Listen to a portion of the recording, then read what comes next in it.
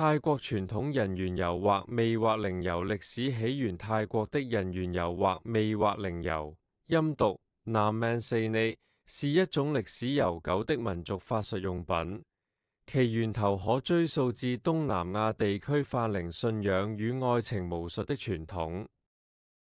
在古代泰國社會以及周邊的高棉等地，人們相信特定的油脂經過秘法煉製和加持後，能產生強大的魅惑力量，用以增進個人魅力、催動愛情、人緣、招財、保平安和治病的效果。事實上，在泰國文學與傳說中經常可見其蹤跡，例如經典詩史《昆昌昆平》中的英雄昆平就據傳使用過一種魅惑靈油來贏得愛情。早期的魅惑靈油製作帶有濃厚的巫術色彩，常與當地的鬼魂信仰和婆羅門、印度教儀式交織。泰國傳統信仰是佛教，萬物有靈論與婆羅門教的融合。民眾一方面奉行上座佛教教義，另一方面也崇拜各路神子和靈體，以祈求庇佑、幸運與財富。在這樣的文化背景下，味或靈油或人緣油的製作與應用雖非正統佛教實踐，卻在民間廣泛流傳，成為泰國法科傳統的一部分。值得注意的是，味或靈油或人緣油的概念在範圍上相當廣泛，包括各類用途的靈油，其中尤為人所知的一種稱為鬼油。Namanpray 俗稱冷文派的油，是使用亡者靈魂或其身體組織所煉成，被視為泰國乃至整個東南亞中的愛情邪術之一。關於鬼油的最早傳說之一提到，在古老傳說中，某位王子曾獲得神靈祖先傳授的愛情靈藥，據稱即是由屍油、骨粉和檀香油混合而成的冷文派。雖然這類說法帶有傳奇色彩，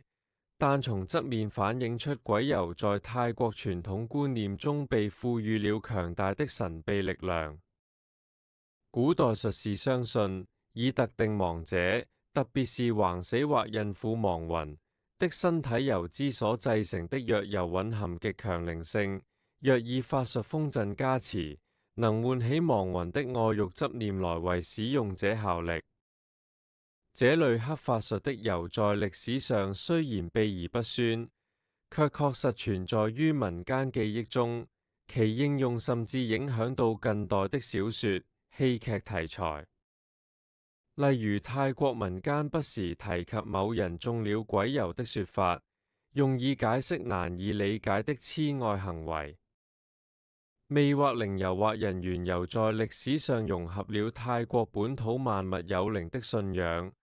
婆羅門密咒和民間巫術。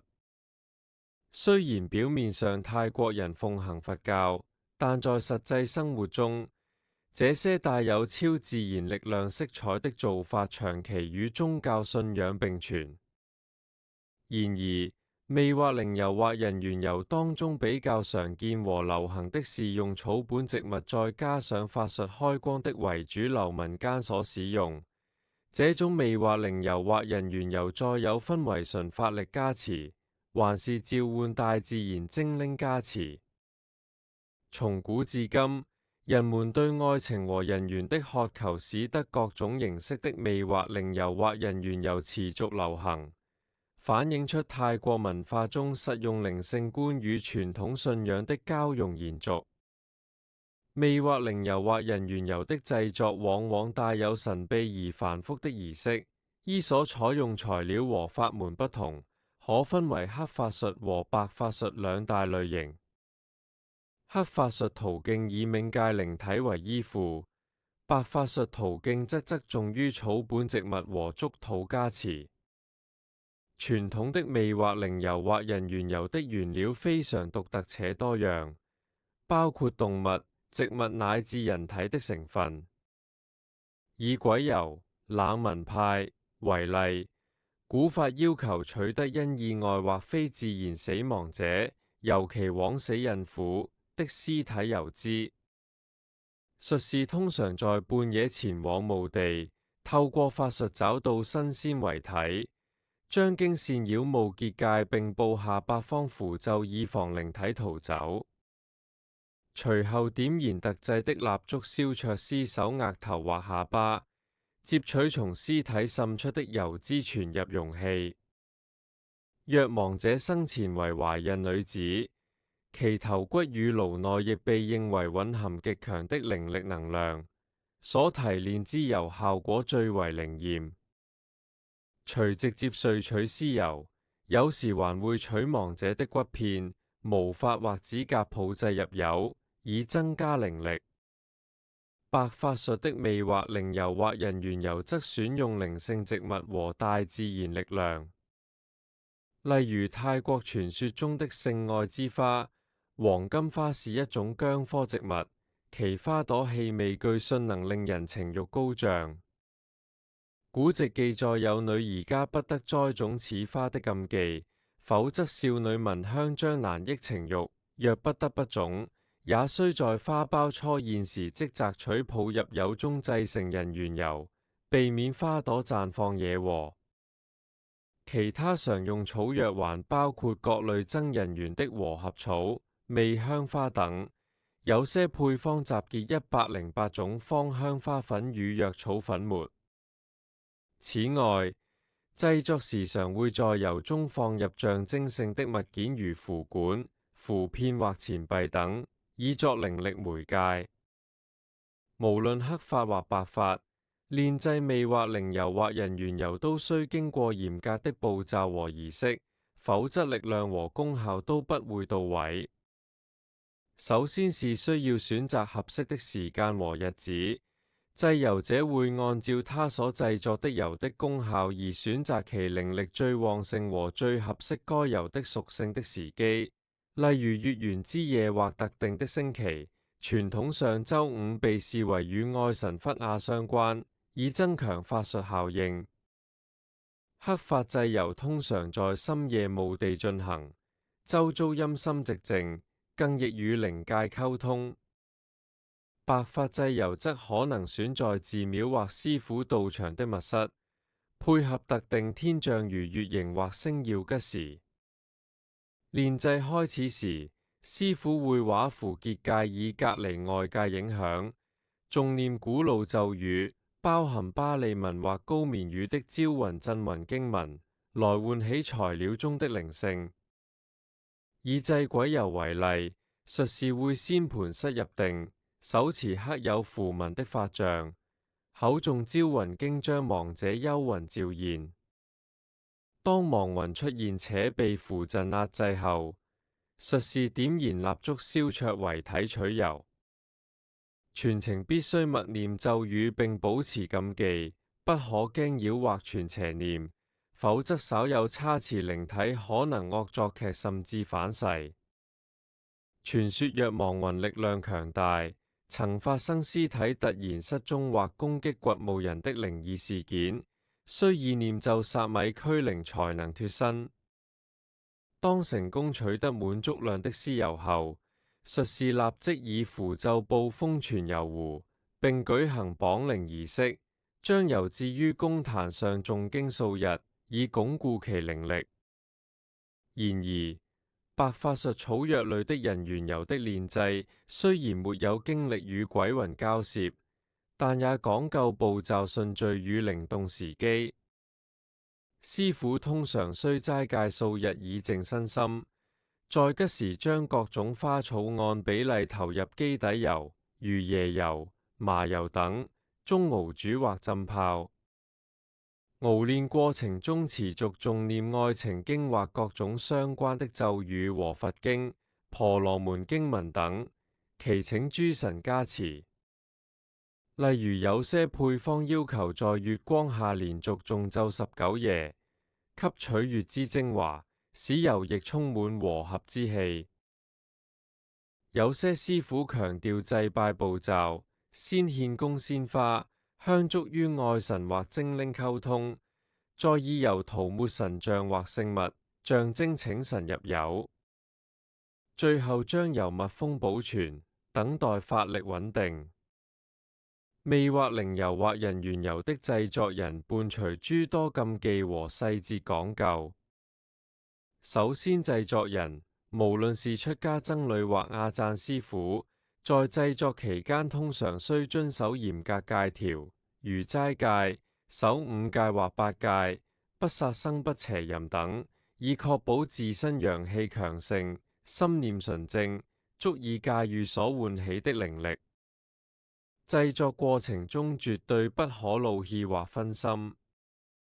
例如在墓地取鬼油時，助手不得發出聲響，否則驚擾亡魂，導致法事失敗。還有傳言製鬼油者需膽識過人，德行具備，否則日後亦遭靈體索命報復。時辰方面，若非必要不在重大宗教節日時煉製，例如佛日或僧侶安居期間，避免行此法術，以示對宗教戒律的尊重。天氣也有影響，某些古法認為必須在沒有雷雨干擾的夜晚進行，以免陽雷破法。當油品煉成之後，尚需按傳統進行開光祝福，例如請高僧持咒祝禱，或於佛壇前點燭光照射油瓶，以強化其正面能量。對於鬼油類成品，術士往往要與內附之靈體訂立契約，承諾日後供奉香火與食物。味或靈油或人緣油的傳統製作是一門結合了自然材料、天時地利與法術儀軌的綜合藝術，每一步都環環相扣，兼具神秘性與嚴肅性。泰國的味或靈油或人緣油依據材料和法門不同，可細分出多種類型，並各自對應不同的用途和功效。一般來說，主要類型及其功用如下：愛情和合油，此類油專注於提升使用者的兩性吸引力，常用於追求心儀對象、修復感情或招桃花。例如以鬼油或人緣花草煉成的和合油，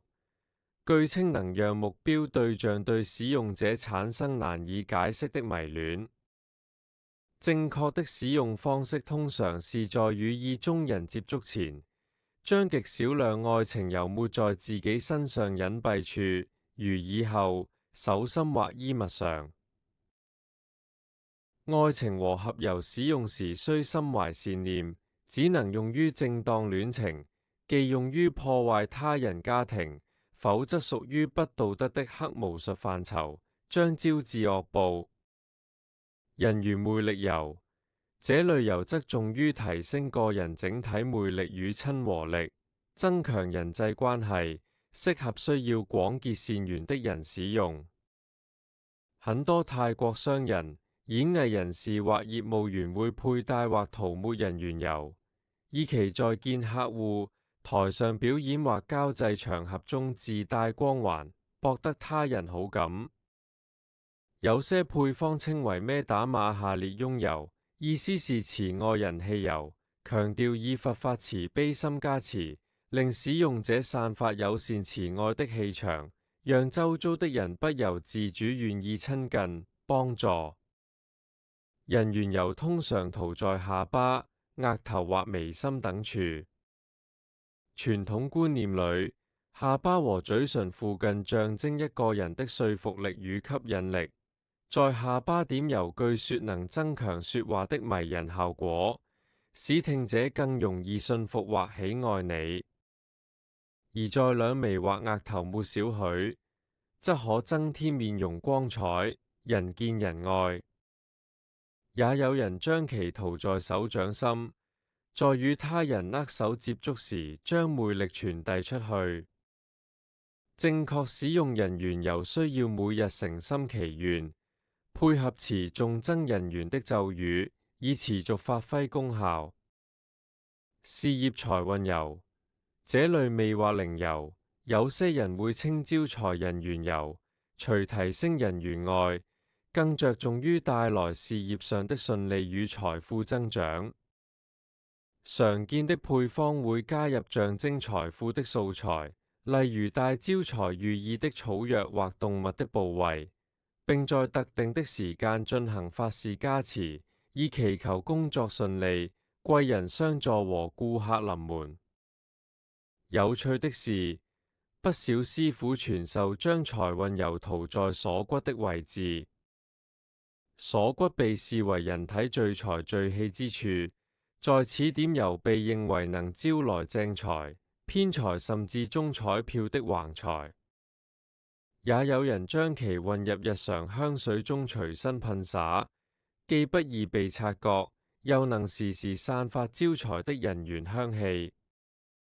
對於經商者，還可將一滴油塗在店鋪門檻或現金盒裏，象徵財源滾滾。需要注意的是，財運油並非邪術，不會憑空變出金錢，它更像是一種提升運勢的催化劑，幫助使用者在工作生意中逢凶化吉，吸引客戶。但若過度依賴而代忽自身努力，終究難有長久之效。整體來講，魅惑靈油或人緣油製作目的和功效大致與佛牌的情況相似，只是外形上有不同。佛牌以固體形態給善信恭請，而魅惑靈油或人緣油以液體形式。然而，不論佛牌聖物或是魅惑靈油或人緣油，最終的目的是幫助使用者能夠得到合適的助力完善和補充生活上所需。此外，在泰國靈異文化中還存在一些特殊用途的靈油，例如用於賭博求彩的油，可能會加入賭鬼亡魂的元素，據稱能增強賭運。又或某些厭勝類的油，塗在敵人或競爭對手身上讓其失利，此類明顯涉及黑巫術，普通信眾少接觸。但總的來說，增強個人魅力、人緣、運勢和招財是魅惑靈油是最核心也最被接受的用途。正確使用魅惑靈油需秉持審慎與尊重的態度。一般而言，塗抹前心中默念師傅傳授的心咒或誠心祈願，以啟動靈油的靈力。這些咒語多為巴利語音譯，使用者在塗油前誦念心咒，有助集中意念，增強效果。對於純草藥人緣油則無需供奉，但也有不可置於低處的說法。意思是要將其放在較高的位置保存，不可隨意丟棄或讓他人踐踏。這既是對法物的尊敬，也是避免靈力逸散的方式。因為這些油通常是請天神下凡開光過，所以都被視為神聖物品的一種。副作用與禁忌方面，泰國民間普遍提醒切勿濫用魅惑靈油，以免造成不必要的麻煩。首先是倫理層面的風險，如果使用者試圖用油去強行魅惑已婚人士或侵犯他人意志，泰國社會和佛教道德都視之為大忌。正所謂害人終害己，傳說中若以鬼油拆散他人感情，最終報應可能回到自身。對於內含靈體的油，更存在被靈體反噬的隱憂。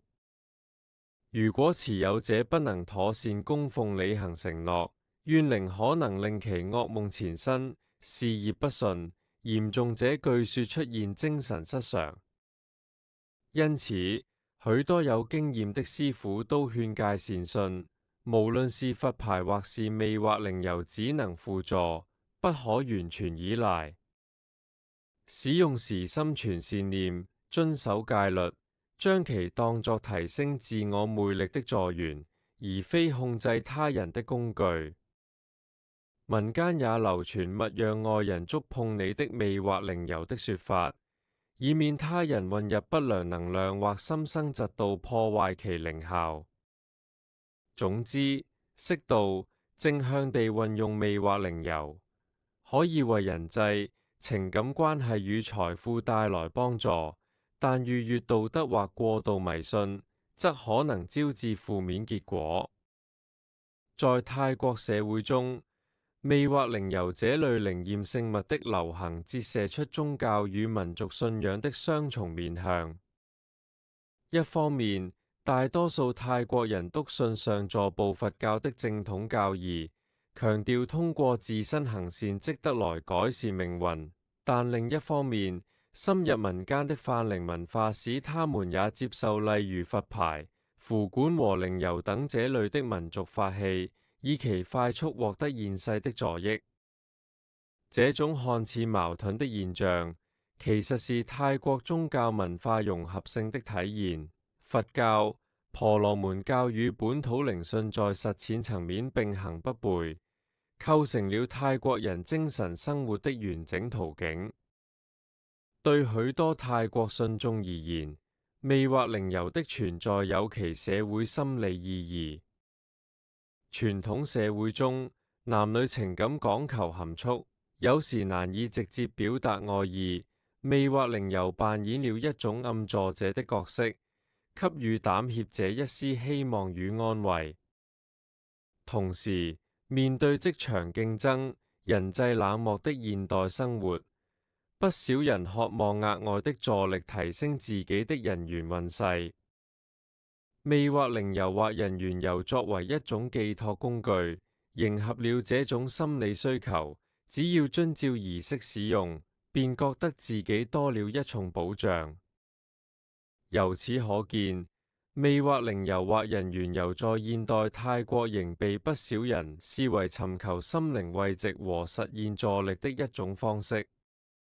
然而，從宗教正統角度來看，魅惑靈油或人緣油始終處於佛教邊緣地帶。泰國佛教的高僧大德大多對涉及鬼神迷信的實踐持保留態度，強調修行應立足於佛法本身，而非外求神通。然而，泰國佛教向來包容性強，許多廟宇與僧侶在滿足民間信仰方面採取務實態度。例如，有的高僧會誦經製作佛法人緣油，以純草藥和聖水調製，聲稱其功效來自佛祖加持的慈悲心，而非鬼神之力，因而不違戒律。有些寺廟每逢法會仍會製作開光聖油分發信徒，用於塗抹保平安或增人緣，這被視為佛教慈善的一部分。但若涉及使用屍骨亡魂，則明顯逾越佛教戒律。佛門戒條中嚴禁與亡屍打交道及妄語欺瞞，正當的僧侶理應不碰觸鬼油等黑法術物品。因此，鬼油類的油多半出自在俗法師，稱為亞贊或老士之手，而非寺廟正式儀軌。在泰國，大眾一般將使用亡靈的法術歸類為黑巫術，視其為危險且有違佛法的旁門左道，而將以經文祈福、植財吉祥者歸為白巫術或民間法術，在一定程度上予以接受。只要不傷害他人、未違背五戒的法術，被視為無害的民族傳統，可以在佛教文化下共存。反之，若為操縱人心或報復加害，則被認定為不正之術。泰國法律對某些製作鬼油的極端行為亦有所規範，例如挖掘墳墓、盜取屍骸屬於違法行為。曾有少數從事鬼油煉製的術士因擅取遺體部位而被警方逮捕處罰。因此，現代從業者多改用合法途徑，如向火葬場人員索取焚屍時流出的油來代替自行掘墓。魅惑靈油或人緣油在泰國社會中是一種微妙而多重意涵的存在。一方面，它延續了古老的民族信仰脈絡，為人們提供心理支持和精神寄託；另一方面，它也時常引發關於宗教正信與迷信的討論。在信徒眼中，魅惑靈油或人緣油若用之得當，無非是藉助靈力來強化自身善緣，與佩戴佛牌祈福並無本質區別。而在批評者看來，過分依賴此類法物可能滋長惰性與迷信，偏離了佛教自力更生的宗旨。人們對待這類靈異之物，既不要全然否定，也不可沉迷盲從。魅惑靈油或人緣油的盛行，正是泰國社會在傳統與現代、宗教與民族之間尋求平衡的縮影。儘管商業運作漸趨公開，但傳統師傅的聲譽和加持仍然是商品價值的關鍵所在。消費者大多相信，只有真正有道行的師傅所煉製並念咒開光的魅惑靈油或人緣油才有效。因此，市場上常標榜某某龍婆、高僧或亞贊、法師所製作，藉以提高信任度，既有收藏價值且供不應求。而民間也充斥着廉價的仿製品或誇大不實的宣傳，令市場品質良莠不齊。泰國媒體時有報道某些事件，例如有人自稱買到假魅惑靈油未見效果，或不法分子以機油驗色假冒靈油等。因此有經驗的買家會特別謹慎，只向可信賴的渠道供請，或要求附上師傅法會現場照片、製作視頻等證明其真品來源。現代年輕人對待魅惑靈油或人緣油的態度呈現出多元化趨勢。一部分的年輕族群對此抱持懷疑態度，認為是封建迷信或心理安慰作用，不願涉入。然而也有不少年輕人將之視為一種新潮玄學加以接受。在社群媒體上，關於人緣油和合術的話題討論度不斷，甚至誕生出許多測評影片和分享帖。有些人把靈油當作與朋友間的趣味體驗，也有人真誠地相信其改變了自己的桃花運。泰國傳統的魅惑靈油或人緣油從歷史走向現代，經歷了從秘傳巫術到開放市場的蛻變。它承載了泰國人對愛情、人緣與幸運的美好向往，在民族文化中佔有一席之地。同時，它也提醒着我們，即使在科技發達、生活節奏快捷的今天，來自遠古的神秘信仰依然以新的形式影響着人們的心理。對魅惑靈油或人緣油最全面的理解，或許在於將其視為泰國豐富文化的一部分，以學術和民族交織的眼光看待。如此一來，我們既能欣賞其中蘊含的歷史智慧與人性故事，又不致陷入盲信迷途。魅惑靈油或人緣油的影響，終究取決於人們如何運用它的力量，調整自己的心態。當我們全面審視魅惑靈油或人緣油，便能對這份獨特的泰國傳統遺產有更深入的理解。